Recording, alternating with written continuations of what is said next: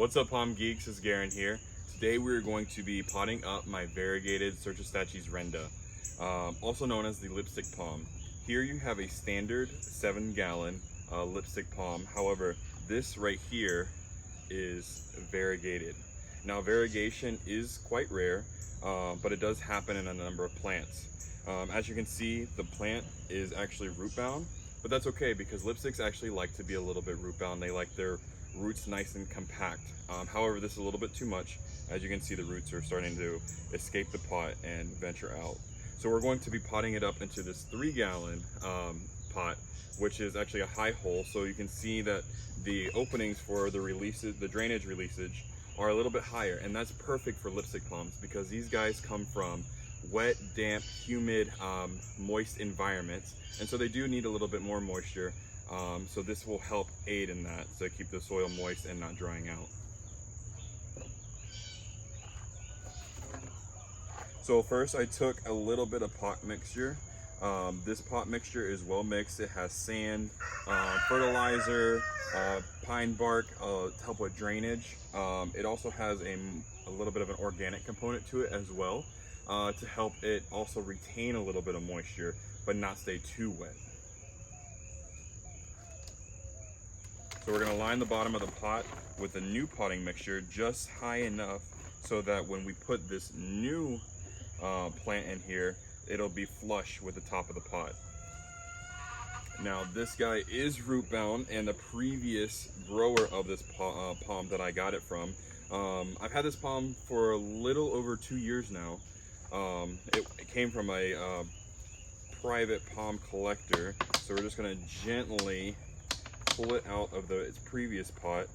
Now, as you can see, these little clay balls that are falling out were put inside of here to help with drainage as well for this particular pot. So we're going to put the palm into this 3-gallon. As you can see, somehow perfectly it was right at the level, so you don't want it too high, but you also don't want it too low. So we're just going to snug it right inside of here. Then we're going to take our new potting soil and place it around the edges and kind of fill in the gaps here. Like so. Now typically lipstick palms do not start showing this much color until they get a little bit bigger. Even on the traditional 7-gallon right here, you can see it's just now starting to show coloration. However, for such a small plant, it is quite nice that it is showing such vibrant red colors at such a small size. Now Cyrtostachys do grow a little bit slower, especially when they're seedlings. They're like a blade of grass. It takes them forever to get what's like 6 inches. And even so, they grow slower if they're variegated, because variegation, wherever you see white, it means there's no chlorophyll, so the plant is actually not producing plant food for itself.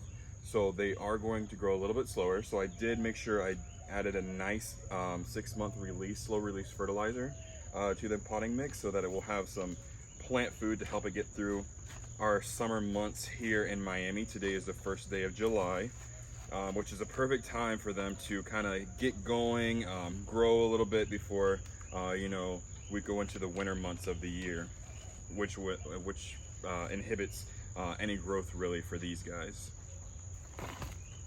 So I'm going to fasten all the soil around the edges of the pot. Make sure it's nice and snug in there.